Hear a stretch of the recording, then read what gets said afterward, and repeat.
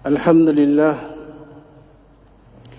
nahmaduhu wa nasta'inuhu wa nastaghfiruh wa nu'minu bihi wa natawakkalu alayhi wa na'udzu billahi min shururi anfusina wa min sayyiati a'malina may yahdihillahu fala mudilla lahu wa man yudlil fala hadiya lahu. ونشهد أن لا إله إلا الله وحده لا شريك له ونشهد أن سيدنا محمدا عبده ورسوله أرسل رسوله بالهدى ودين الحق ليظهره على الدين كله ولو كره الكافرون.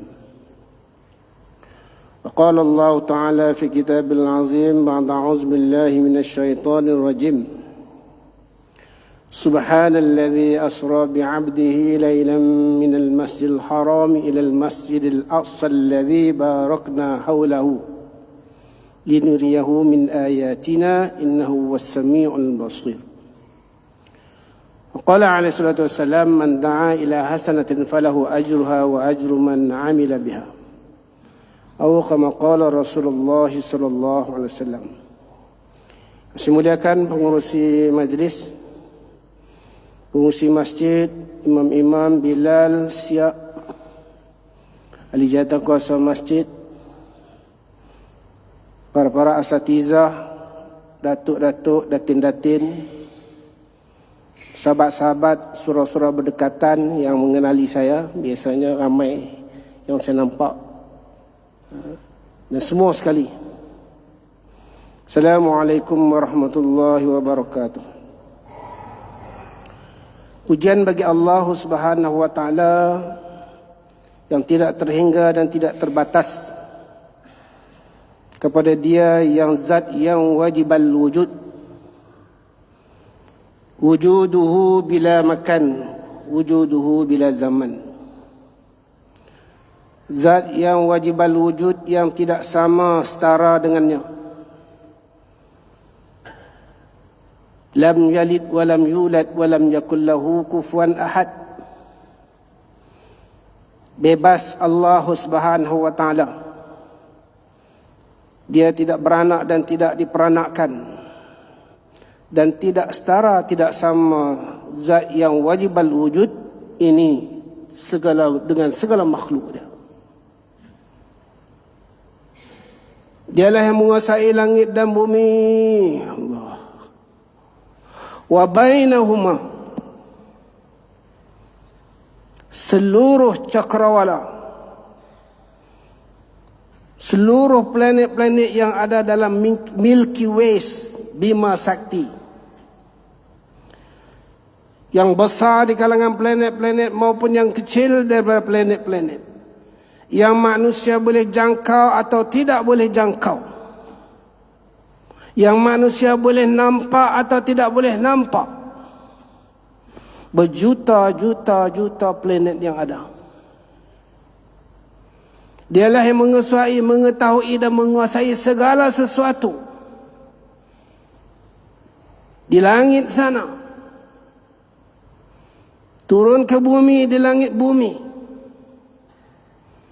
sehingga apa yang ada di atas permukaan gunung ganang di atas muka bumi ini, daripada unggas-unggas binatang-binatang, burung-burung, daun-daunan, pohon-pohon, sehingga ke dalam bumi, segala virus-virus yang ada sehingga kepada core bumi ini, dan apa yang ada dalam lautan yang manusia tahu atau tidak tahu. Belanggarnya pasir dalam lautan yang paling jauh, Allah Maha Berkuasa mendengar, melihat. Dialah zat. Jadi alhamdulillah malam ni kita dapat jumpa di sini, yang kadang-kadang bukan kerana doa kita, namun Allah pilih kita untuk berada dalam bulan Rajab, Dan kita pun tak pernah berdoa pun, ya Allah, sampai aku dah bulan Rejab,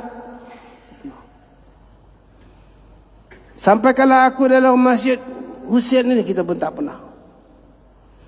Tapi Allah SWT beri nikmat hidayat pada kita, boleh kita melangkah kaki kita, masyal aqdam ilal jamaat, kaki-kaki kita boleh melangkah untuk solat berjemaah, kumpul di sini, wajudu fil masajid ba'da solat, dan duduk dalam majlis dalam masjid selepas solat, apalagi duduk dalam majlis besar. Illa nazalat alamus sakinah wa ghasyatumur rahmah wa fatumul malaikah wa zakarhumullahu fi man indah. Dan istimewa bulan Rejab ini, bila mana Nabi mengangkat tangan dan sahabat juga mengangkat tangan berdoa pada Allah Subhanahu wa taala, Allahumma barik lana fi Rajaba wa Sya'bana wa ballighna Ramadan. Maknanya bermula bulan Rejab ini persediaan kepada bulan yang paling besar, Ramadan. Maka kita angkat tangan berdoa, dan kadang-kadang kita aminkan doa imam. Maknanya bila mula kita mengangkat tangan berdoa keberkatan bulan Rejab dan sampai bulan Ramadan, maknanya mind setting kita telah lekat dan ada keinginan untuk kita nak sampai bulan Ramadan. Mana persediaan kepada Ramadan itu akan datang, akan motivate kita. Saudara-saudara hadirin hadirat yang dimuliakan oleh Allah Subhanahu wa taala, bulan Rejab istimewanya Isra dan Mi'raj. Dan Isra dan Mi'raj ini telah dibahaskan, diceritakan oleh semua tokoh-tokoh ulama dulu dan sekarang. Satu mukjizat yang Allah kurniakan kepada Nabi, yang tidak boleh disangkal oleh mana-mana golongan, kerana dalil yang terhasil daripada Al-Quran sendiri, yang tidak boleh kita nafikan. Dan sesiapa yang menafikannya, walaupun ada golongan yang menafikannya, maka gugur iman. Kerana Allah SWT sebut dalam surah Al-Isra ini, Subhanalladzi asra bi'abdi laylan minal masjidil haram ilal masjidil aqsa alladzi barakna hawlahu linuriyahu min ayatina innahu was-sami'ul basir. Maha suci Allah bila Allah sebut dengan permulaannya Subhanallazi. Ada 7 surah yang memulakan dengan takdis kepada Allah Subhanahu wa taala, termasuk Sabbihisma rabbikal a'la, termasuk.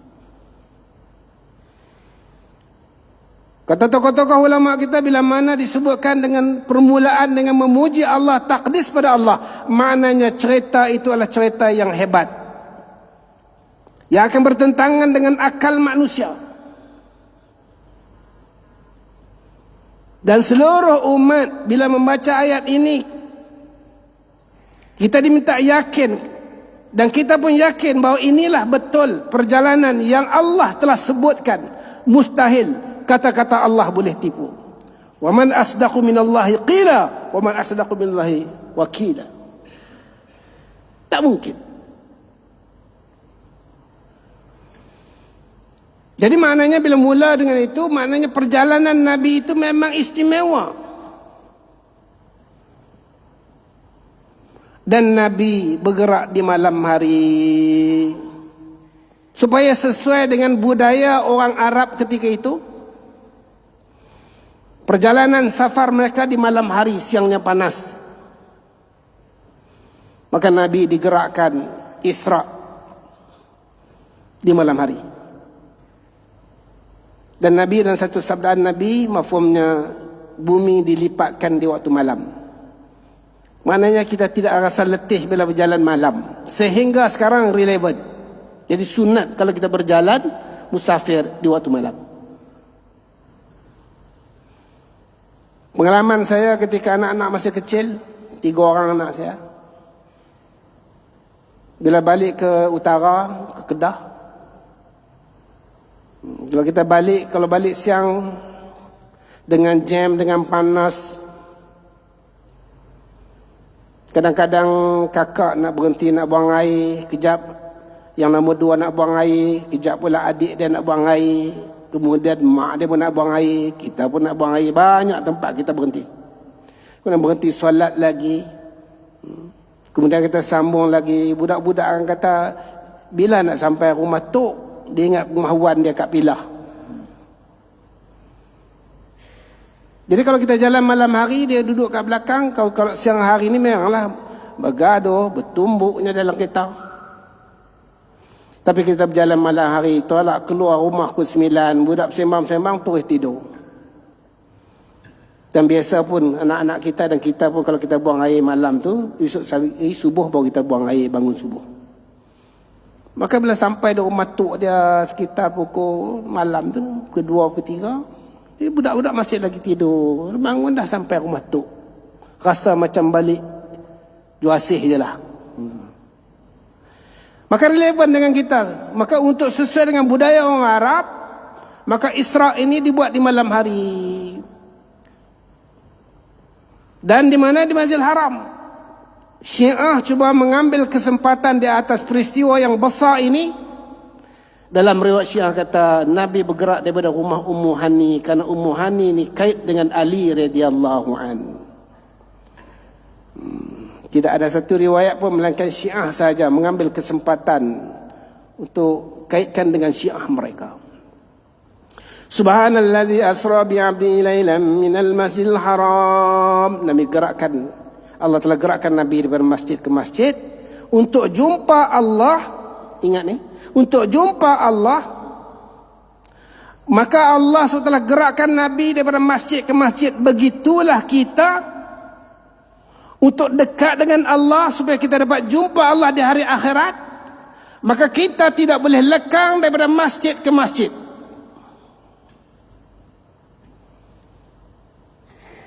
Apalagi Mekah ini tempat yang terbaik ketika itu. Tidak ada masjid lagi, hanya Kaabah. Dan inilah Kaabah yang kita nampak biasa, tapi hebat dari segi kerohaniannya. Maka Allah gerakkan Nabi di Masjidil Haram ilal Masjidil Aqsa, daripada Masjidil Haram. Di bumi ini manusia tawaf, di langit sana malaikat tawaf. Di Baitul Izzah sana, Sidratul Muntaha. Dan daripada Kaabah ini ada Stargate dipanggil. Dan mana-mana kapal yang akan kapal angkasa lepas nak dilancarkan mesti melalui Stargate. Challenger tidak masuk dalam Stargate, meletup. Daripada Masjidil Haram, daripada Masjidil Aqsa ada Stargate. Orang kata pintu langit. Dan Kaabah ini rumah Allah yang batu asasnya telah diletakkan oleh Adam AS, dibina oleh Nabi Ibrahim dan anaknya Ismail. Dan tempat ini dipanggil Bakkah, penuh dengan keberkatan. Dan kalau kita buka peta, kita bentangkan peta, maka Mekah ini, Kaabah ini berada, Masjidil Haram ini berada di tengah-tengah dunia ini. Di sini kita lihat Malaysia, India, Malaysia, Jepun, dan di sini benua Afrika. Terus bawa kepada ujungnya Morocco, utara. Jadi Mekah ini berada the center of the earth. Dan dia juga dikenali sebagai non-magnetized area. Kajian dibuat oleh orang barat. Maknanya non-magnetized, magnetik paling sedikit. Sebab tu kalau kita buka kitab-kitab fiqh dalam menentukan kiblat ketika berada di Mekah, magnetik kompas tidak boleh dipakai. Maka kaedahnya melihat bangunan, melihat gunung-gunung, bangunan dan angin. Begitu. Dan daripada Kaabah itu batu-batu yang tidak istimewa. Dia hanyalah batu-batu dari gunung-gunung Tihamah yang Ibrahim dan Ismail AS telah kumpulkan dan buat. Dan di penjurunya ada Hajarul Aswad. Bila mana pakar-pakar angkasawan mereka naik, mereka lihat radiation. Daripada langit ada radiasi. Dan bila mereka melihat radiasi ini, maka radiasi itu turun ke bumi. Dan daripada bumi terus ke Jaziratul Arab. Jaziratul Arab sampai ke Saudi. Dari Saudi terus fokus kepada Masjidil Haram. Masjidil Haram kepada Kaabah. Kaabah kepada Baitul Aswad. Daripada syurga. Maka tempat ini sesiapa yang menguasainya, dia akan menguasai dunia. Maka sesuai dengan surah Isra, suratul Isra ini juga dikenal sebagai surah Bani Israel. Maka Yahudi cuba menguasai, dan mereka telah pun dapat Mekah ini. Teman-teman, tuan, dah dapat. Selepas perang dunia pertama, selepas perang dunia kedua, siapa yang created, siapa yang ciptakan perang? Yahudi. Kita ambil kata-kata Sir Henry Ford. Kata Sir Henry Ford, tidaklah berlaku peperangan, kerosakan yang berlaku atas muka bumi ini, melainkan di belakangnya adalah tangan-tangan Yahudi.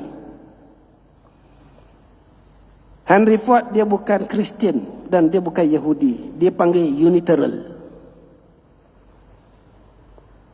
Satu fahaman di kalangan orang Kristian ni, dia faham percaya kepada Tuhan. Dia tak percaya kepada Jesus, tak percaya kepada kerasulan Nabi Muhammad SAW. Dia percaya terus pada Allah. Dia panggil Unitarian. George Washington, Abraham Lincoln, John F. Kennedy. Sebab John F. Kennedy dibunuh oleh mereka. Dan kalau kita tengok dolar Amerika tu, selain pada gambar All Seeing Eyes, dia ada satu belah kanan tu dia tulis In God We Trust. Maka mereka yang wujudkan perang dunia yang pertama dan wujudkan perang dunia yang kedua. Perang dunia yang pertama, perang dunia yang kedua. Kalau perang dunia yang pertama dari segi penguasaan isu Sarajevo, perang dunia yang kedua adalah penyebaran fahaman-fahaman izm-izm yang mereka yang ciptakan. Komunis diciptakan oleh Yahudi, Karl Marx di England. Implementationnya oleh Lenin, Stalin. Fahaman komunis telah keluar. Fahaman rasis berdasarkan ras. Fasis berdasarkan rupa paras, apatit dan sebagainya. Fahaman Jerman, today hegemony, tomorrow the world. Fahaman rasis mereka. Fahaman kelompok bangsa East for East, fahaman Jepun East for East. Sosialis, komunis, sekular, kapitalis muncul. Fahaman nasionalis, kebangsaan muncul. Dengan fahaman-fahaman ini mereka boleh menguasai seluruh dunia. Itu Yahudi. Termasuk negara-negara Islam pun berfahaman. Libya berfahaman dengan sosialis. Mereka lebih menggunakan Kitabul Ahdar, The Green Book, lebih daripada Al-Quran. Begitu dengan Yaman Selatan dulu berfahaman komunis.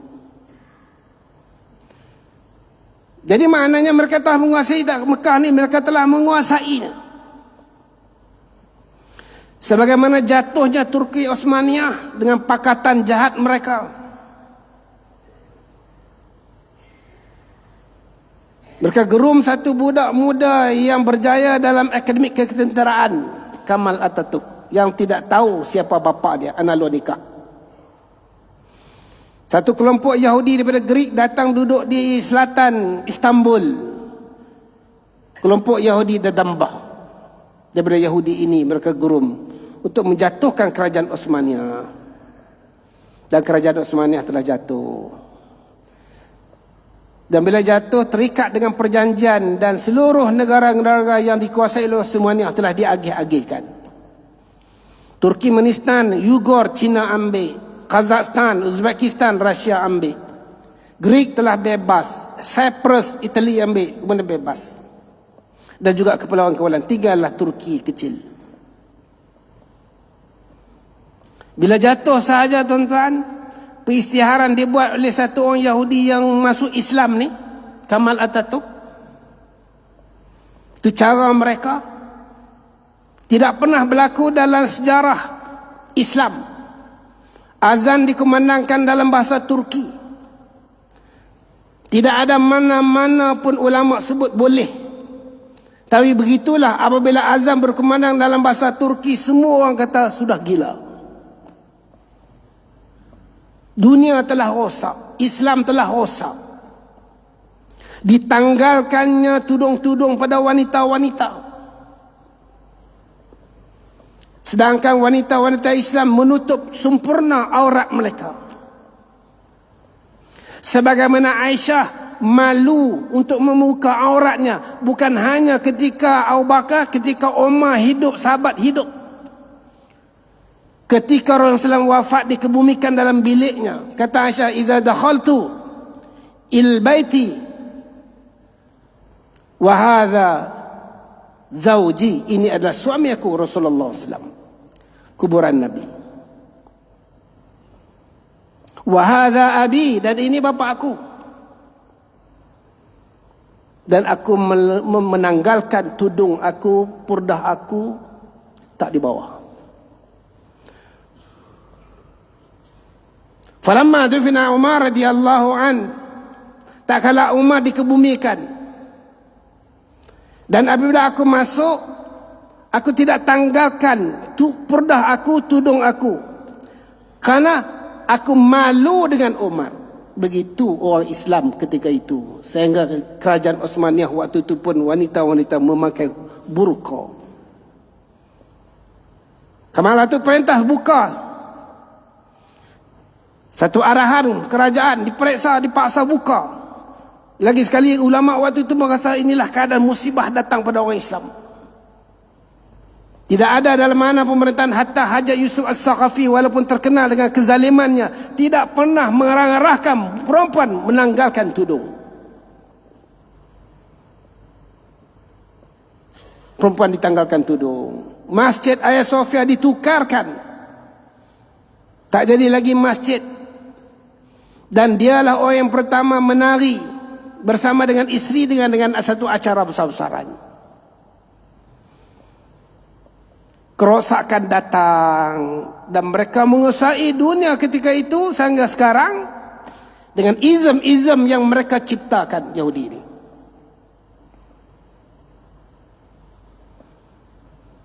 Di sudut ekonomi mereka tukarkan wang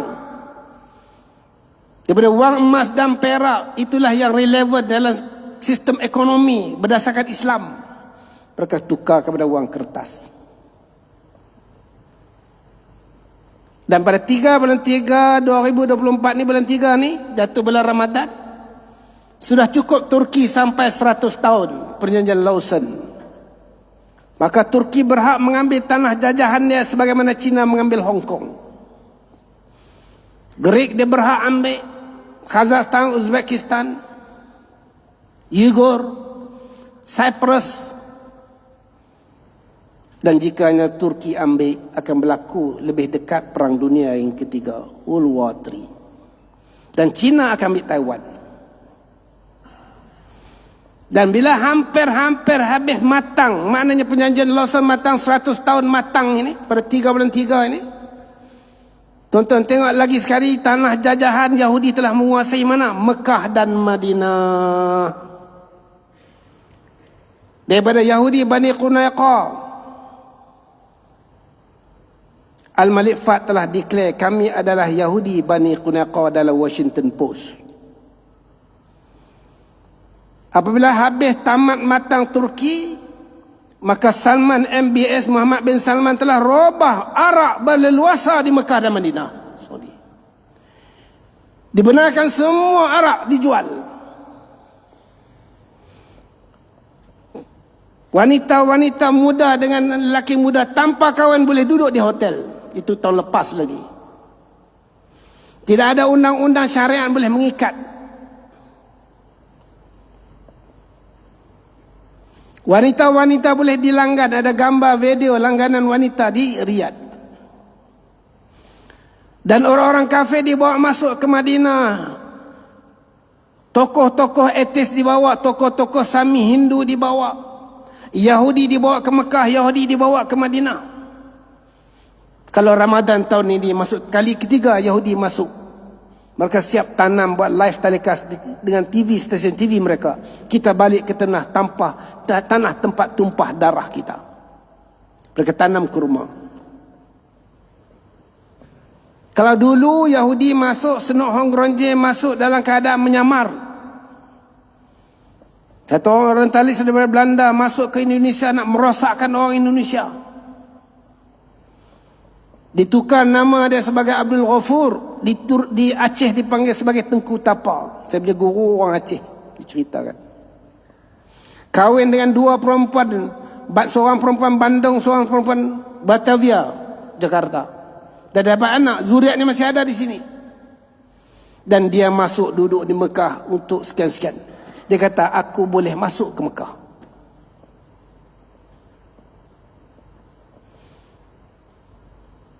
Dan sekarang kita lihat, bila hampir 100 tahun habis Turki, maka bermula era baru Saudi.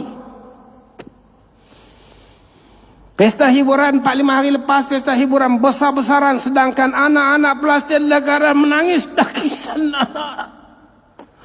tangisan anak-anak Palestin kelaparan.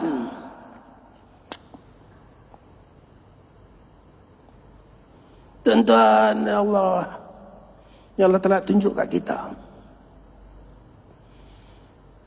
Anak-anak Palestin, anak-anak kita, tuan-tuan. Tuan-tuan tengok budak-budak bawa bekas makanan, tengok. Dia tak minta. Pegang bekas makanan, tengok. Anak kita tangan kanan, daging Kentucky, tangan duduk makan, mengunyah, menangis, nak lagi noh, yang noh.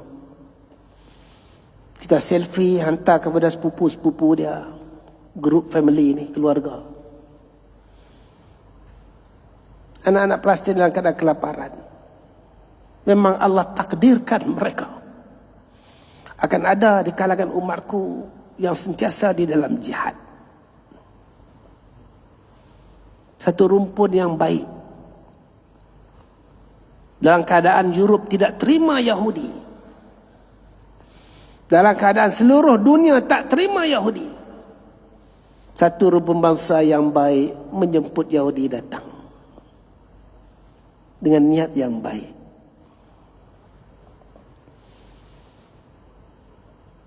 Jadi waktu yang sama ni kita boleh melihat bagaimana keadaan yang dulu kita diceritakan tentang syurga. Kita yakin syurga kerana itu yu'minuna bil ghaib. Min tahtihal anhar, di bawahnya berlari anak-anak sungai. Kita yakin dan percaya indahnya syurga. Bila dipaparkan kisah Wahab bin Qabus datang bersama sepupunya Haris ke Madinah, membawa kambing-kambingnya.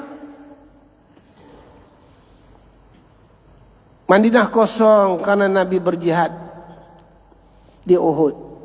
Dia pergi bersama dengan kambing-kambingnya. Kerana orang dulu-dulu kalau musafir bawa kambing untuk makanan dan minuman dan untuk jualan.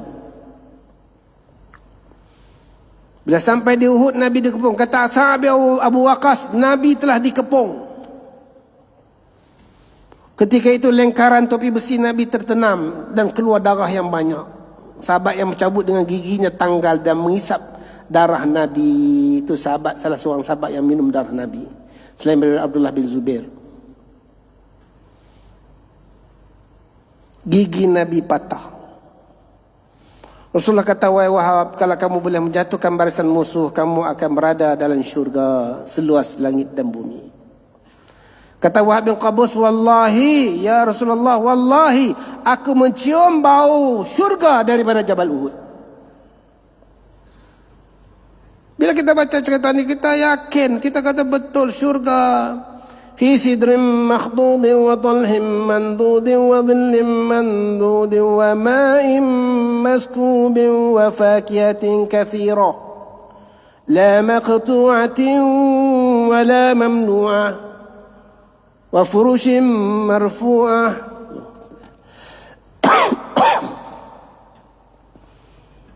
Di dalam syurga pohon-pohon,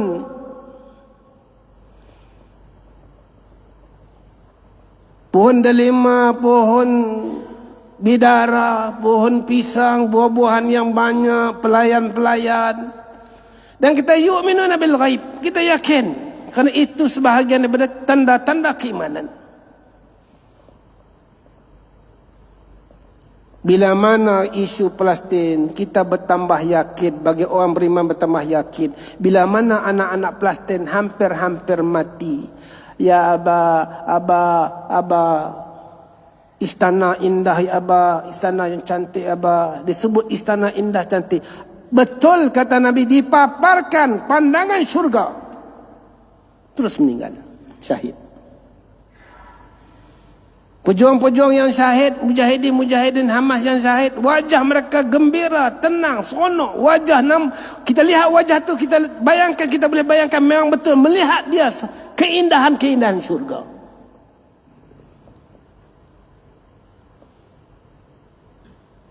Kita bertambah yakin, Allah betul lah orang mati syahid. Zaman dulu kita tak nampak, zaman sekarang kita nampak dengan apa kemudahan yang ada ni. Memang betul janji Allah. Dan kita nampak macam mana bila bilik mayat di CNN ambil gambar bilik mayat kat Tel Aviv. Yahudi yang meninggal, mayatnya busuk, bilik mayat busuk. Namun di hospital yang penuh dengan mujahidin yang menanti dan anak-anak mati, wangi-wangian, bau. Janji kata Rasulullah SAW, orang yang syahid darahnya seperti kasturi. Benda ni ghaibiyah. Tapi Allah tunjuk kepada kita di akhir zaman ini kebenaran kata-kata Nabi.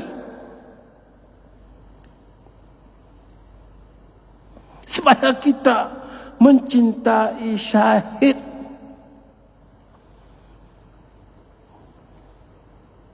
Supaya kita ingin syahid. Umar berdoa pada Allah nak mati syahid, sedangkan dia jadi khalifah duduk di Madinah. Tak mungkin dia boleh syahid, kerana dia tidak akan terlibat dengan peperangan. Tapi Umar adalah mengangkat tangan, Allah marzuqni syahadatan fi sabilika wa ja'ala mauti fi baladi rasulik. Ya wahai Allah, syahidkanlah aku di jalan Engkau dan kebumikanlah aku di bandar Nabimu di Madinah ni. Allah kabul permintaan Umar walaupun nampak sukar dan mana mungkin dia boleh syahid kerana dia tak boleh perang. Tapi Allah dia syahid dalam masjid, dibunuh oleh Abu Lulu al-Majus. Bila ditanya budak-budak, anak-anak Palestin, apa kata mereka? Kami menunggu, kami akan masuk ke syurga bersama dengan ibu-ibu kami dan bapa kami. Tuan-tuan boleh bayangkan macam mana anak-anak kecil, dalam keadaan kepala mereka penuh dengan debu-debu tanah bangunan yang meletup. Masih lagi peluk adik, wartawan ambil gambar, senyum lagi, masih senyum lagi. Kehilangan emak, kehilangan ayah. Bila ditanya-tanya, kami nak mati syahid, yang terbaru, klip video baru. Ya, kami akan mati, tapi generasi kami akan datang untuk berjihad. Tentu rekod kelahiran ni ketika perang ni, rekod kelahiran paling tinggi. Itu bila yang tiba-tiba rekod kelahiran anak-anak Palestin paling tinggi. Dan anak-anak ini nampak bukan mereka dipakat atau disengaja dibuat untuk pakat sebut keinginan kepada syurga, tapi itulah yang ada pada mereka nak mati syahid. Satu budak yang umur 3 tahun, 4 tahun, tangannya berbalut, angkat tangan, wartawan ambil, wartawan sekitar 118-19 orang dah meninggal. Yahudi memang bunuh mereka. Budak tu angkat, wartawan ambil secara jauh, agak nampak. Apa dia kata? Ya Rabbi, ya Rabbi, ya Rabbi. Wahai Tuhanku, wahai Tuhanku, wahai Tuhanku. Anak yang 3 tahun, 4 tahun ni masih menyebut wahai Allah, wahai Allah, wahai Allah. Umur budak itu kalau kehilangan mak bapak dia akan sebut ayah, mak, ayah, mak. Ibu, ibu. Macam anak-anak kita. Bangun, kita tak ada di sisi dia. Tapi anak-anak Palestin, mak bapak tak ada, tapi mereka pandai mengadu pada Allah. Kalaulah orang lihat tak nampak lagi, kita tak tahu macam mana. Kita ni tuan-tuan, kadang-kadang umur dah 67, 70, 71, sakit, kenal. 3 serangkai, 4, 5 serangkai apa semua ni. Duduk kat KPJ bila sakit sangat. Ada yang umurnya 70-an, sakit apa yang keluar dari mulut dia? Mak dia 45 tahun dah meninggal, tapi keluar mak. Budak kecil ini masih keluar wa ya Rabbi, ya Rabbi, ya Rabbi. Azan. Azan, tak. Teruskan.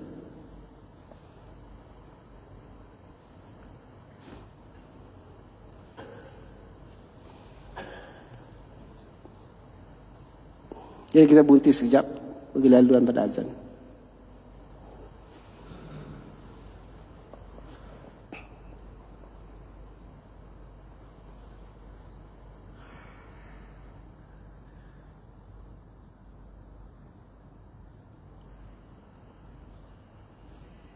A'udzu billahi minasy syaithanir rajim. Bismillahirrahmanirrahim.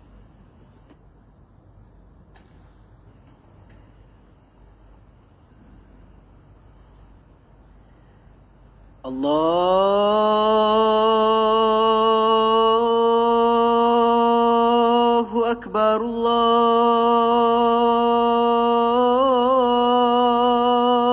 akbar. Allahu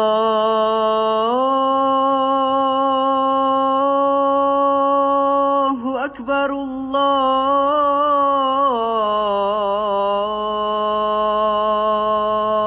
akbar. Asyhadu an la ilaha illallah.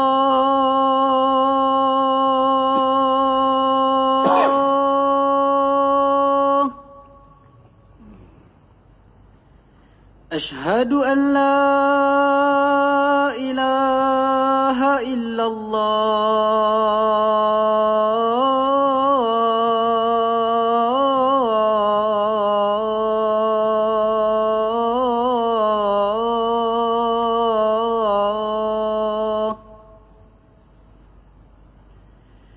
Asyhadu anna Muhammadar Rasulullah.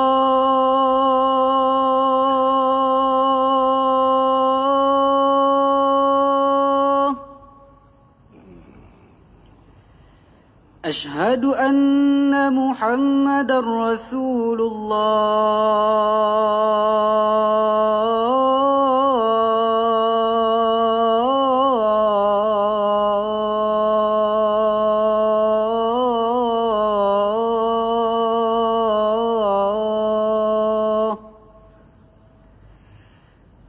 Hayya 'alas salah.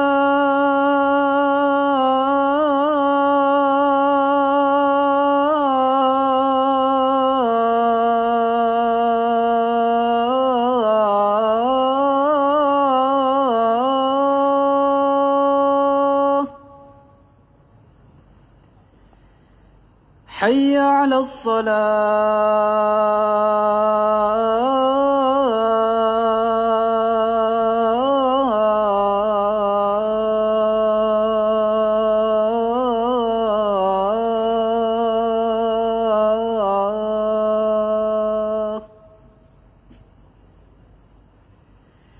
Hayya 'alal falah.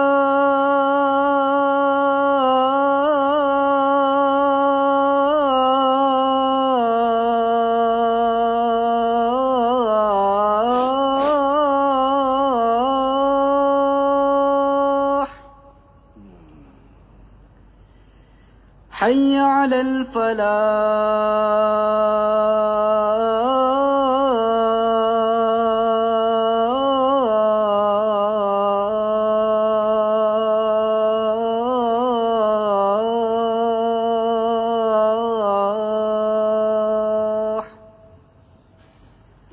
Allahu akbar, Allahu akbar. La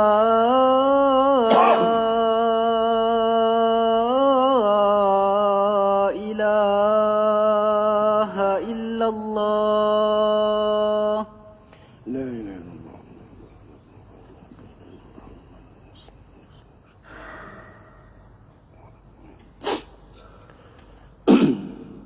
Dan hakikatnya mereka telah pun menguasai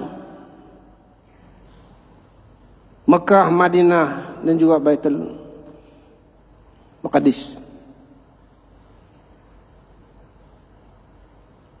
Saudara-saudara yang dimuliakan, ibu-ibu yang dimuliakan oleh Allah Subhanahu wa taala. Beberapa hari lepas pesta hiburan dengan wanita-wanita, penyanyi-penyanyi wanita seluruh tanah Arab dipanggil, termasuk Nancy Ajram. Maknanya bila arak dah bebas, alat muzik telah berluasa, penyanyi wanita telah wujud, memang betul kata baginda Rasulullah sallallahu alaihi wasallam dari satu hadis, sayati 'alan nasi zamanun, akan datang kepada manusia satu zaman sekarang, yashrabuna al-khamru wa yuqalu laha laisa ismuha, mereka minum arak, mereka panggil bukan namanya. Tuan-tuan yang minum arak dia tak ambil kira orang yang duduk di Sweden, tak ambil kira orang yang duduk di Australia, New Zealand. Tapi bila lafaz hadis Nabi ini disebut di Madinah, maka sifat itu sifat di bumi Anbiya. Apa-apa yang akan berlaku di sekitar bumi Anbiya ini dia ambil kira dan kaitan dengan hadis Nabi. Mana bumi Anbiya? Di utaranya Turki, di selatannya Yaman, di belah timurnya India, sebab Nabi Adam di sana turun. Dan sebelah baratnya Mesir, karena cerita isu Fir'aun. Dan inilah bumi Anbiya. Dan semua hadis ada kaitan kat sini. Melainkan hadis itu sud min qibal masyriq, datang sebelah timur, itu saja di sebelah timur. Tapi semuanya umumnya hadis ini. Kata Nabi akan datang satu waktu mereka minum arak dan mereka panggil bukan namanya, panggil dengan nama yang lain, nama arak. Al-mu'azzaf dan alat-alat bunyi-bunyian muzik-muzik telah berlaku. Tidak tahu nak tahu. 4-5 hari lepas berlaku. Dan penyanyi-penyanyi wanita. Kalau dalam hadis Nabi kata 15 perkara kalau umat ini buat, bukan umat orang kafir tapi orang Islam. Dan yang terakhir wa la'ana akhir hadhihi ummah awwaluha, umat akhir ini melaknati umat awal. Syiah melaknati sahabat, Wahabi Salafi melaknati imam-imam mazhab.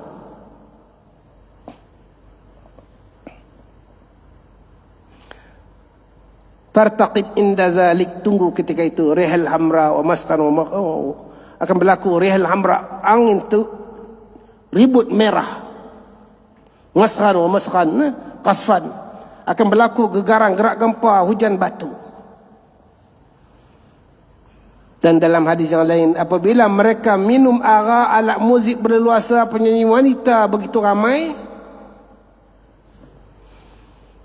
dan memungut penyanyi-penyanyi wanita ni sehingga dibuat satu bentuk yang nampak macam academician, dipanggil academic fantasia, untuk nak wujudkan penyanyi-penyanyi wanita. Dan nak panggil orang tua-tua yang umur 60-an ni menyanyi juga. Sikit masa dulu ada kan.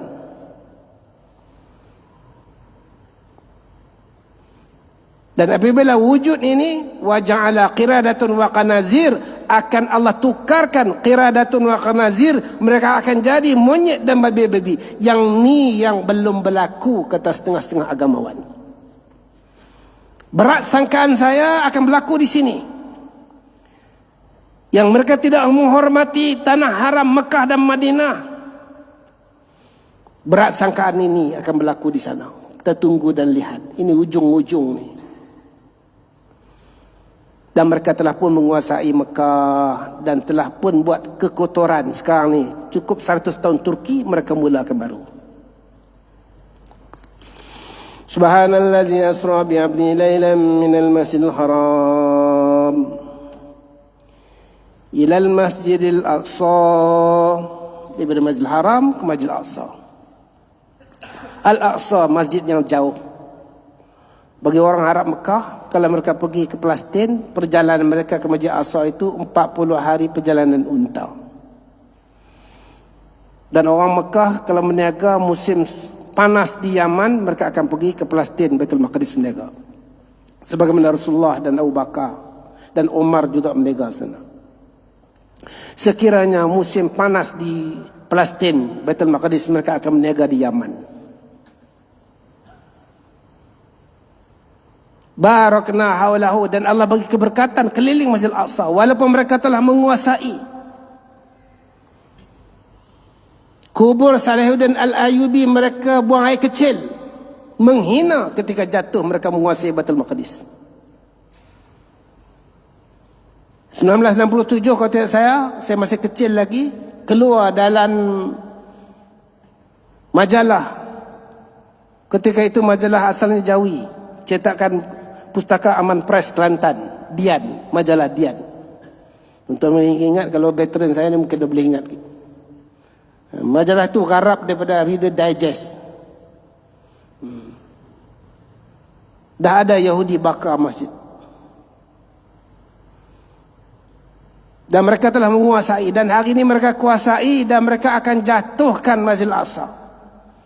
Dan akan mereka naikkan Temple of Sulaiman, Haikal Sulaiman. Mereka bersungguh-sungguh dalam catatan Talmud mereka bahawa lembu ini adalah lembu merah yang digembalakan di Tel Aviv tahun 2000 lebih. Lembu itu telah ada 2009, 2008. Dan mereka akan bawa lembu merah, sedangkan dalam Al-Quran sebut Al-Asfar, lembu kuning. Kerana Yahudi ini dia relevant betul lah dengan lembu ni. Sehingga ada suratul Baqarah cerita pasal mereka. Sehingga Musa sendiri berdoa, auzubillahi an akuna minal jahilin, aku berlindung daripada ni Yahudi-Yahudi yang jahil-jahil ni. Dan hari ini mereka tukar dalam kitab Talmud sebut dekat Israel, Tel Aviv, mereka tukar lembu itu daripada US, dan mereka akan bawa lembu daripada US balik dan buat acara-acara yang disebut sebagai Star of David tu, lambang Star of David dengan lilin dan api. Itu bukan ibadat sebenarnya, itu adalah ritual sihir yang mereka ambil manuskrip daripada bawah Masjid Al-Aqsa yang telah dirampas oleh Nabi Sulaiman AS. Mereka kembali mengambil, dan metera-metera itu mereka kembali baik buat. Sedangkan Yahudi ibadatnya hampir dengan kita, ada takbirnya, wuduknya sini, ada basuh muka, semayangnya begitu, ada rokok, ada sujud, tak boleh lari. Kristian pun begitu. Kerana agama ini agama samayat, maka kaedah ibadat mestilah hampir sama. Tahun 1920 lebih, ketika ada internet, saya sempat melihat forum di Tunisia antara tiga agama, Yahudi Ortodok, Kristian Ortodok, dan orang Islam. Dan Yahudi Ortodok, Kristian Ortodok, kedua-dua wakil ini mengisytiharkan Islam agama benar. Lama dah tu. Saya kata kalau saya tak tengok awal ni, mungkin dia akan delete. Betul, lepas seminggu di delete. Jadi apa yang mereka buat ni ritual dengan lambang Star of David itu. Dan mereka dah kuasai Baitul Maqdis, dan mereka buat acara ini untuk menjemput tokoh mereka yang kalau di Amerika dia panggil Uncle Sam. Dalam bahasa Hebrew dia panggil Sam Ho. Dalam bahasa kita Dajjal. Itu lah. Mereka akan datang, mereka akan jemput, dan mereka akan menguasai kononnya. Saudara-saudara yang dimuliakan oleh Allah Subhanahu Wa Taala, bahawa ini ada perbualan daripada satu orang dengan satu orang budak Yahudi. Mengapa kamu tanam pokok kharqat? Dia kata pokok kharqat ni pokok Yahudi. Kerana Nabi Muhammad telah sebut. Mereka yakin dengan sabda Nabi. Akan sampai satu waktu tentera Islam akan mencari Yahudi, membunuh Yahudi. Mereka akan bersembunyi di mana-mana batu pun batu akan bersuara. Wallahu alam apa maksudnya bersuara. Mana mungkin ada sign Yahudi kat situ. Di mana-mana pokok balik pokok, kecuali pokok Yahudi Gharqad. Dan pokok Yahudi ini telah ditanam sejak 25 tahun yang lalu sebagai town planning mereka. Tuan ambil gambar the Mount of Moriah. Tuan kalau dapat nampak gambar the Mount of Moriah tu, dia orang nampak tu pokok-pokok rokat saja. Dan mereka buat replika pokok rokat. Saya ketika berada di Amsterdam, saya pergi dekat open market waktu salji. Kita pergi ke open market, saya jalan-jalan, saya tengok satu orang Yahudi dengan bendera Israel dia, dengan ketayak ciput dia duduk, dan saya tengok replika pokok rokok. Mereka bangga dengan pokok rokok, karena pokok ini pokok kami. Kami akan dibunuh oleh orang Islam, melainkan di balik pokok ini tidak akan bersuara. Kalau kamu tahu, pemuda Islam itu kata, kalau kamu tahu bahawa orang Islam akan bunuh kamu, mengapa kamu tidak lari sekarang ni? Karena kami tak akan lari selagi orang Islam tidak solat subuh seperti solat Jumaat, maka kamu tidak akan boleh jatuhkan kami. Dalam sejarah hidup saya ketika saya berada di Sungai Besi 1990, ada rombongan kawan-kawan saya yang pergi Israel. Masa itu Malaysia tak boleh pergi, Singapura boleh pergi. Dan dia orang balik singgah di tempat saya bertanya pada pakcik-pakcik daripada Singapura ni. Maka mereka bercerita bila saya sampai dekat border antara Jordan dengan Israel. Kerana mereka ni pendakwah Jemaah Tabligh. Maka immigration tanya mereka ketika dekat sepadan, immigration tanya, kamu daripada mana? Mereka bagi tahu dari Singapura. Apa tujuan kamu? Dia orang bagi tahu, to meet our Muslim brothers, for the sake of our religious. Jadi dia kata, no, you come here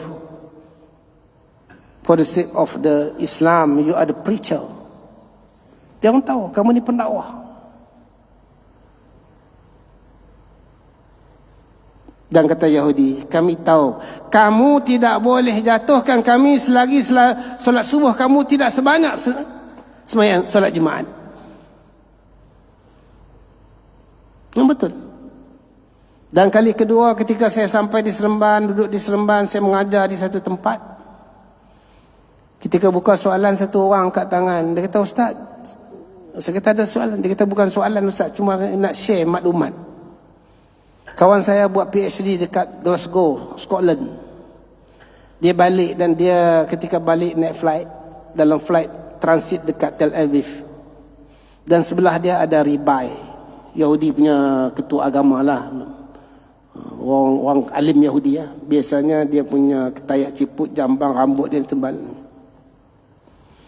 Dia bila duduk sebelah, saya tanya dia, tuan daripada mana? Dia kata, saya daripada Tel Aviv, Israel. Kemana? Kami ke Scotland, ada mesyuarat tahunan Yahudi seluruh dunia. Kemudian Ribai ni tanya dia, kamu daripada mana? Saya daripada Malaysia. Saya buat PhD dekat Scotland. Sekali balik, saya balik bercuti. Oh, kamu orang Malaysia? Bukan Yahudi tanya. Saya nak tanya kamu macam mana ehwal agama Islam di sana. Bulan ni bercerita lah awal agama Islam kami gini. Masa tu Pak Lah jadi Perdana Menteri Islam Hadari ketika tu. Dia kata tempat kami begini. Maka si Ribai itu tanya, bagaimana solat subuh kamu? Your morning prayer as big as weekly gathering? Kamu sembahyang subuh adakah sebanyak seramai orang solat Jumaat? Kawan kita sebut diam je lah. Waktu tu boleh kira tiang daripada orang, kira kipas daripada orang. Alhamdulillah sekarang dah okey lah. Jadi mereka tahu. Dan lagi sekali bila kawan-kawan kita amal Palestin balik dekat Masjid Bandar Baru Senawang, mereka lagi sekali sebut bahawa Yahudi telah bagi tahu selagi sembahyang subuh kita tidak sebanyak sembahyang Jumaat, kita tidak boleh menguasai mereka. Itu terdapat dalam kitab Talmud mereka. Dan Allah gerakkan Nabi daripada Masjidil Haram ila Masjidil Aqsa, dan Masjidil Haram dan Masjidil Aqsa kalau ikut secara umumnya mereka telah kuasai. Kalau mereka tidak kuasai, macam mana mungkin Yahudi boleh masuk ke Madinah, ke Mekah? Apalagi dekat cukup 100 tahun ni mereka bola agresif. Saudara-saudara, ibu-ibu yang dimuliakan oleh Allah Subhanahu Wa Taala, Apa maksud semua Nabi buat ni? Allah telah gerakkan Nabi begini buat dengan amalan guna jumpa Allah Subhanahu wa ta'ala. Nak tunjuk kepada kita bahawa tidak ada satu kuasa yang boleh membantu kamu dalam isu apapun. Sama ada isu berdepan dengan Yahudi ini, melainkan kamu gunakan kaedah yang Nabi ambil solat, dan sifat solat itu daripada masjid ke masjid. Selagi kamu tidak makmurkan masjid kamu dan sifat solat itu dilaksanakan dalam masjid, khususnya solat fardu, dan solution masalah, cara selesaikan masalah kita dengan solat, iza hazaba umrun fuzi'a ala solah. Selagi itu kalau kamu tak buat, kamu tidak akan dapat bantuan pertolongan daripada Allah.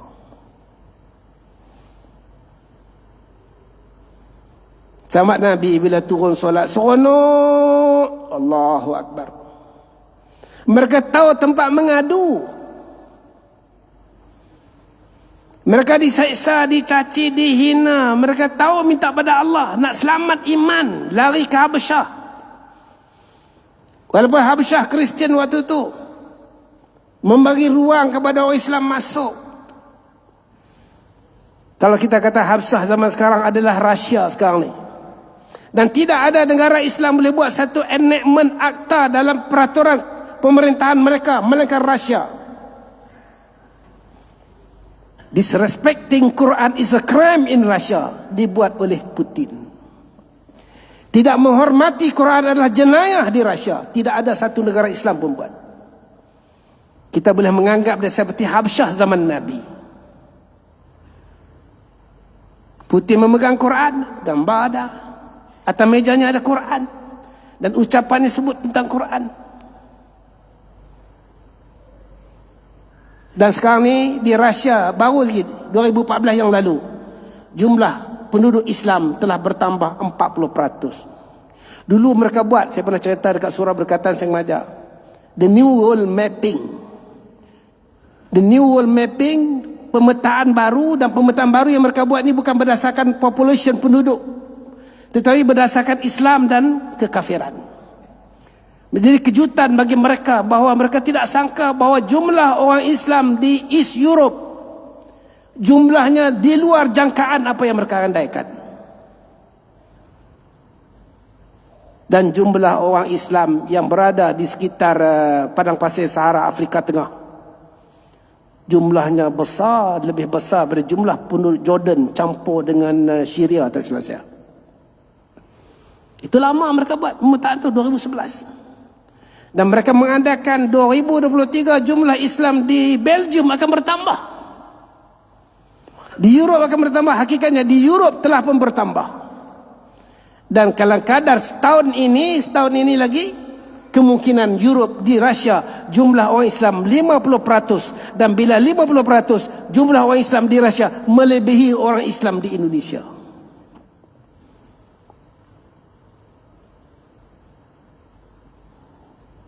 Dan hari ini kita tengok 13 negara Islam semuanya menyokong Israel, termasuk Jordan, Arab Emirates. Israel dah terkepung. Sebenarnya bukan terkepung, Israel dah tidak ada bantuan makanan. Tanker-tanker, kapal-kapal yang bawa makanan telah dihalang. Tapi orang Islam, negara Islam bantu. Palestin tidak bantu. Fatwa Wahabi Salafi, orang Palestin adalah keluar serahkan negara itu pada Israel. Ini fatwa mereka daripada dulu, bertentangan dengan perjuangan Islam. Jadi saudara-saudara yang dimuliakan oleh Allah SWT, bila sahabat hijrah ke Habasyah, mereka tidak mengharapkan bahawa pertolongan daripada Raja Habasyah. Dia baik. Begitu dengan Rusia, kita tidak boleh mengharapkan kita pertolongan daripada Rusia walaupun Rusia baik. Dan bila solat diambil oleh Nabi 2 tahun sebelum hijrah Nabi, ketika umur Nabi 52, itu jumlah setakat ni pandangan yang kuat lah. Ada kata 5 tahun, ada 3 tahun. Maka bila turun solat, sahabat terlalu seronok kerana mereka boleh mengadu pada Allah Subhanahu wa ta'ala. Dan ketika itu mereka ada masalah, mereka akan solat. Satu orang sahabat solat doa, ya Allah, tidak ada duit dalam rumah, keperluan nak makan minum, ya Allah. Dengan solat yang mereka buat yang betul-betul terus kepada Allah, meminta hanya kepada Allah, mengadu hanya kepada Allah. Sebab itu Imam Ahmad bin Hanbal kata, Allahumma kama sunta waja'an sujudi ghairika fasun waja'an mas'ali khair. Wahai Allah, macam mana kau pelihara wajah aku tidak sujud selain daripada engkau, pelihara wajah aku tak minta selain daripada engkau, hanya engkau aku minta. Ketika dia mengangkat tangan, dia pergi buang air kat kebun. Zaman Nabi tu buang air kat kebun. Tikus masuk dalam lubang, keluar keping emas, masuk keluar sekeping wang emas. Dan dia pun tidak tamak, dia tak ambil terus belanja. Dia tanya Nabi, ya Rasulullah, ini berlaku. Rasulullah kata, itulah kurniaan rezeki daripada Allah dengan perantaraan solat. Satu orang sahabat Nabi tidak ada tepung di rumah, kelaparan, isi anak-anak lapar. Dia ambil kayu bakar supaya nampak asap keluar. Jiran kata, oh mereka ada roti bakar, ada makanan lah, ada roti bakar. Apa tujuannya? Putuskan harapan kepada makhluk. Nak putuskan harapan kepada makhluk, nak harap hanya kepada Allah dan minta hanya kepada Allah perantaraan solat. Dia bagi tahu pada isteri dia, aku pergi masjid solat di sana, minta pada Allah, kamu solat di rumah. Pergi masjid sembahyang. Tuan-tuan, kalaulah sahabat datang duduk sebelah kita doa, ya Allah bagilah tepung, bagilah tepung, kita kata tak ada doa lain kerana minta tepung. Tapi itulah kerana mereka yakin minta hanya pada Allah walaupun tepung. Allah gerakkan kisaran tepung, berpusing dengan sini, mengeluarkan tepung yang banyak, semua ditadah penuh dengan tepung. Dah habis bekas. Akhirnya dia angkat, tengok, terhenti. Cerita pada Nabi, Nabi kata, kalau kamu tidak angkat kisaran itu, dia akan keluar tepung sehingga hari kiamat. Itu kesan 2 rakaat solat yang ada pada mereka. Ya Alhamdulillah lah kan, dia angkat berhenti tepung. Kau tidak susah orang pergi umrah haji. Kau tolong balik tepung sekali. Dia panggil Zam-Zam, minta seorang 2 kilo, jenuh ni nak bagi seorang 2 kilo. Kemudian ada sahabat, satu perempuan wanita yang datang pada satu suku kaum datang ke Madinah. Anak dia berada di masjid, belajar ilmu agama, belajar solat sebagainya. Dan dia duduk di rumah isteri Nabi, salah seorang isteri Nabi. Dan duduk di sana selang seminggu, 2 anak dia jatuh sakit dan meninggal. Dia angkat tangan doa pada Allah. Nabi panggil dia. Dia datang, dia buka kain tutup anak dia yang telah meninggal. Tutup balik. Dia duduk penjuru masjid, semayang doa, ya Allah, aku ibu tunggal, itulah anak aku. Aku datang pada suku kaum aku. Aku datang semata-mata memeluk agamamu, wahai Allah. Kalaulah engkau ambil nyawa anak aku pulang, maka kaum aku akan kata kerana meninggalkan agama datuk nenek moyang kami, maka itu musibah telah datang, anak kamu mati. Untuk tutup mulut-mulut mereka, wahai Allah, hidupkanlah anakku balik. Anak dia bersin, bangun, hidup balik. Satu rombongan sahabat berjalan musafir, air dah tak ada, bekas tak ada, penuh air dah tak ada titik air. Tengah panas, padang pasir, keletihan, air tak ada, bekas semua dah kering. Mereka angkat tangan doa pada Allah, solat 2 rakaat, doa, wahai Allah, turunkanlah hujan. Kemudian bila salah seorang sahabat ni angkat tangan, ya Allah, turunkanlah hujan. Dia fikir, kalau hujan turunkanlah hujan, bekas kami penuh dengan air. Tapi kalau hujan turun, bekas penuh lagi, baju basah, macam mana nak pakai baju? Sebab baju orang zaman sahabat dulu, baju dia tebal, kain jut. Sebab tu ada sahabat Nabi yang menjadi gubernur di satu daerah zaman Umar, dia pergi sembahyang Jumaat lewat. Jadi orang komplain, maka Sayyidina Umar tanya, sebab apa kamu lewat? Dia kata, ya wahai khalifah, wahai Amirul Mukminin, saya hanya ada satu jubah ini sahaja. Untuk Jumaat saya kena baca khutbah jadi imam. Jadi saya terpaksa basuh untuk tunggu dia kering sehingga matahari pancar terak tengah hampir Jumaat baru saya boleh pakai. Baik kalau basah susah nak pakai. Maka dia pun doa, ya Allah, turunkanlah hujan bekas penuh dengan air, baju jangan basah. Allah terima kabul permintaan. Hujan turun bekas penuh dengan air, baju mereka tak basah. Begitu sekali Allah dengar melalui perantaran solat. Sehingga zaman tabi'in, satu orang tabi'in, kaldai dia mati, dia semayang 2 rakaat doa, kaldai dia hidup. Dan Imam Syafi'i sempat melihat kaldai itu di Mesir. Kesan daripada solat. Jadi apa maksud Isra Mi'raj? Kita lihat Nabi bergerak daripada masjid ke masjid dan ambil solat, supaya kita mengadu kepada Allah perantaraan solat, bukan perantaraan Facebook. Tu Mark Zuckerberg tu pandai tu. Dia bagi nama wall. Bagilah nama lain. Apa sahaja buat wall Facebook tu? Sebab Yahudi ni akan mengadu pada wall, Wailing Wall, Weeping Wall tu. Dia duduk dekat Wailing Wall tu, Weeping Wall tu, duduk mengadu. Sambil dia baca Talmud ke apakah, duduk mengadu. Dan ada masalah dia tulis-tulis selit celah dinding batu tu. Ada gambar orang budak Melayu baru itu hari masuk ambil gambar video. Maka dia orang mengadulah kat wall dia. Kalau Kristian mengadu confess dekat confess room dia tu, kat dia punya padri dia. Dia ampunlah dosa. Yahudi dekat wall. Dan mereka buat sebab tu, walan tarda ankal yahudi walan nasara hatta tattabi'a millatahum. Dia orang nak kita macam mereka. Maka ramailah lelaki perempuan, lebih orang perempuan mengadu dekat wall Facebook. Saya begini-begini, suami saya akan kahwin begini, saya rasa tertekan, saya anak 3, patutkah saya minta cerai? Mengadu pada wall. Tuan-tuan tengok berapa ramai mengadu pada wall. Dan kita tak pandai mengadu pada Allah. Dan solat yang dalam Isra Mi'raj ni diambil oleh Nabi, solat ini supaya kita tahu tempat mengadu kita hanya pada Allah. Dan Allah suka kita mengadu pada dia. Minta pada Allah, minta pada Allah. Makin minta makin dekat. Sama ada bagi atau tidak bagi, itu urusan Allah. Tapi Allah janji, Iza sa'alaka ibadi anni fa inni qarib ujibu da'watad da'i iza da'ani falyastajibu li wal yu'minu bi. Apa janji? Lambat dengan cepat. Tapi minta pada Allah. Makin kita minta makin kita dekat, makin kita minta makin dekat. Kalau Allah tak kabul, maknanya Allah nak kita dekat dengan dia. Sangka baik, ana inda zanni abdi bi. Aku mengikut sangkaan hamba-hambaku. Walaupun tak kabul, tapi kita dekat dengan Allah. Satu anak yang nak susu datang, ibu dia nak susu, dia tarikkan mak dia tu, mak dia duduk basuh pinggan, dia tarik sampai nak terlondeh. Anak itu dekat, dia peluk kaki mak dia, dia tarik mak dia kaki, minta. Mak dia tak ada nak selesai basuh pinggan dulu, tarik, maka dia dekat dengan ibu dia. Ibu dia pun buat susu, dah buat susu, pergi angkat dukung, baring. Begitulah Allah sayang pada manusia lebih pada satu orang ibu sayang pada anak 70 kali. Dan bila mana kita minta perantaraan solat ini, maka Allah akan dekat dengan kita, kan kita dekat dengan Allah.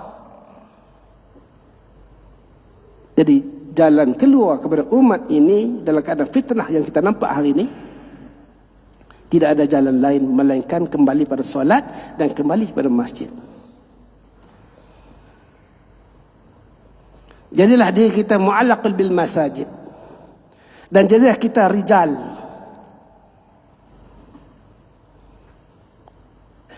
Rasulullah sebut, innama ya'muru masajidallah. Sebelum itu Nabi kata apa? Iza ra'aitumur rajula ya'tadul masajida fashhadu lahu bil iman kama qala Allah ta'ala innama ya'muru masajidallah man amana billahi wal yawmil akhir. Bila kamu lihat ada golongan lelaki yang berulang alik ke masjid, saksi dengan iman. Kemudian Nabi baca innama ya'muru masajidallah. Karena datang ke masjid, memakmurkan masjid ada kaitan dengan wa asaul ayakunu minal muhtadin, kaitan dengan hidayat daripada Allah. Dan kebanyakan ayat atau hadis yang berkaitan dengan masjid Allah telah sebut atau Nabi sebut rijal. Rijalul la tulhihim tijaratun wala bay'un an zikrillah wa iqamis shalah. Siapa sebut? Allah sebut. Ibn Abbas kata, inilah lelaki di Madinah bila azan berkumandang, kedai semua ditutup, kebun-kebun semua datang tinggal. Dan inilah golongan lelaki yang Allah telah sebut, lelaki yang hatinya berpaut pada masjid, Rajul qalbu mu'allaqun bil masajid. Dan bila mana disebut rijal dan rijal ini juga di tempat yang lain Allah telah sebut ar-rijalu qawwamuna 'alan nisa, lelaki menjadi penguasa, pemimpin, tarbiyah kepada isteri dan anak-anak. Bila isteri maknanya anak-anak, karena anak ditarbiyah oleh isteri. Kalau kita tidak datang ke masjid, na'udzubillah, kalau satu orang tidak datang, dia tidak akan dapat sifat rijal. Kalau sifat rijal ini terhasil dengan datang dan memakmurkan masjid. Dengan sifat rijal ini boleh tarbiyah isteri dan anak-anak. Itu kaedah dia, itu cara dia. Kalau dia tinggalkan masjid, dia tak akan dapat sifat rijal. Selain pada rijal, ada Allah telah sebut ada untuk harta miras, harta persaka. Lidzakar mislu unsayin, bagi satu orang dia tak sebut rijal, zakar, sama dengan dua orang perempuan. Untuk harta persaka yang begini, Allah tak sebut rijal, tapi Allah sebut lidzakar. Tapi untuk kaitan masjid, memakmurkan masjid, hubung kait dengan masjid, Allah tersebut rijal. Kerana rijal inilah boleh tarbiyah. Ar-rijalu qawwamuna 'alan nisa. Di zaman yang ujung-ujung ni tuan-tuan, tidak ada lagi ruang semayang di rumah dengan tolak atas bau, tayap tak pakai. Kadang-kadang dengan t-shirt pagoda dia semayang, kempleh gulung sampai bawah sikit pada lutut. Ini bukan zaman tu lagi. Tidak cukup lagi untuk kita, kalau kita tak kaitkan dengan masjid, tidak cukup, fitnahnya besar. Kalau 30 tahun, 40 tahun kita demam, cukup kita ambil dusil, dumin, paracetamol. Kita ambil sebiji, dua biji dah telan. Tapi zaman sekarang bila batuk-batuk berterusan, maknanya dah ni sekarang kita pun dah pakai mask. Maknanya dia punya dos dia lain. Kesan dia lain. Itu untuk penyakit, untuk kerohanian, fitnahnya besar. Dan bila fitnah yang besar, tak cukup semayang dengan tenggentola dua atas bau yang setengah lebih kurang 15 minit nak terbit matahari baru nak semayang subuh. Ini bukan ruang dia, kerana fitnah di depan kita terlalu besar. Melainkan kita datang ke masjid, memakmurkan masjid. Itu saja jalan keluar. Kerana di depan kita banyak fitnah, satu demi satu, satu demi satu, satu demi satu, yang kita tak mampu hadapi, melainkan rahmat daripada Allah, kesian belas Allah Subhanahu Wa Taala. Dan bila kita datang masjid, kita sebenarnya nak cari kesian belas Allah, supaya Allah pandang kita, pandang kasih dengan kita. Kita datang memakmurkan masjid, pandang kita. Untuk ini tuan-tuan, bukan sekadar kita, tuan-tuan bertanggungjawab untuk ajak yang lain memakmurkan masjid. Anak lelaki kita, solat subuh kita boleh datang ke masjid, boleh tunggu solat, boleh berzikir istighfar, habis solat boleh duduk kuliah subuh. Tapi anak lelaki kita duduk bilik sebelah, kita tak mampu nak ajak. Tolong. Ini zaman bukan kita tinggalkan mereka. Zaman ini zaman kita bawa anak-anak kita. Terbaiknya macam malam ni, esoknya hari Minggu, baiknya malam ni kita bangun awal. Sekarang subuh lewat 6 lebih. Kalau kita bangun sekitar pukul 5, ambil wudu, anak-anak semua sembahyang tahajud, doa, alangkah indah dan bahagianya kehidupan kita. Rahimahullah ta'ala, kerahiman Allah ke atas satu orang lelaki yang dia bangun tahajud dan dia al-khuzah imra'atahi, dia kejutkan isteri dia. Isteri tak bangun, dia ambil air renjis. Allah jatuh kasih kepada lelaki itu untuk bangun tahajud. Kerahiman Allah ke atas wanita yang bangun tahajud dan dia sembahyang beberapa rakaat, suami dia masih tidur, dia kejut suaminya dengan kasih sayang. Suami dia tak bangun, dia ambil air renjis dengan kasih sayang. Inilah momen-momen yang intim yang membawa kita kepada syurga. Hari ini kita rasa kita pergi tempat berkelah, tempat langkawi, tempat mana-mana pula dengan keluarga, ambil gambar, makan santai, kita kata ini significant moment. Itu bukan significant moment. Momen yang terbaik, saat-saat terbaik bila mana kita bangun tahajud, anak kita dalam bilik bangun tahajud, anak lelaki kita dalam bilik bangun tahajud walaupun tidak kumpul semua, dan kita berdoa pagi itu, Allah campakkan kerap. Dan itulah terbaik dalam keluarga, dan itulah keluarga yang gambaran kata baiti jannati. Jadi tidak ada ruang tuan-tuan. Tolong kesian belas kepada mereka yang tak datang ke masjid lagi. Saya sendiri pergi setiap minggu 2 kali, pergi rumah ke rumah, kerana dihalau. Kesian. Ini bukan saat zaman yang kita boleh santai, sonok kita. tanpa kita memikirkan orang lain untuk solat, yang kita tahu dan sedar tiap-tiap tahun bila Isra Mi'raj kita cerita kepentingan solat. Tidak ada ruang, tuan-tuan. Alhamdulillah, Negeri Sembilan, KPI Masjid, ziarah rumah ke rumah. Tuan-tuan tengok balik. Sebab tu imam tempat saya, dua-dua imam tu ikut sekali. Semua ziarah. Bukan apa, kenal baik. Orang yang sakit kita boleh jumpa. Orang yang ada masalah kita boleh jumpa. Kenal balik. Tuan-tuan, kita buat begini, orang suka. Dan Allah suka. Mungkin orang tak suka, tapi Allah suka. Dan insya-Allah kita akan lihat negara kita akan dipelihara oleh Allah SWT. Inilah ruang. Jadi saya diminta sampai 9 suku, dah lebih 5 minit. Jadi ini pertama kali saya kuliah di sini. Ruang tak ada. Imam 2-3 kali panggil saya tak ada ruang. Saya minta izin. Saya tak suka batalkan kuliah orang lain. Hanya semata-mata nak kejar ceramah kerana kononnya envelope tebal. Saya tak suka. Dan saya minta kepada surah tu, saya diminta oleh Majid Husin, boleh tak izin saya? Dia kata, tak apalah Ustaz. Sebanyak kali. Ini tidak ada ruang.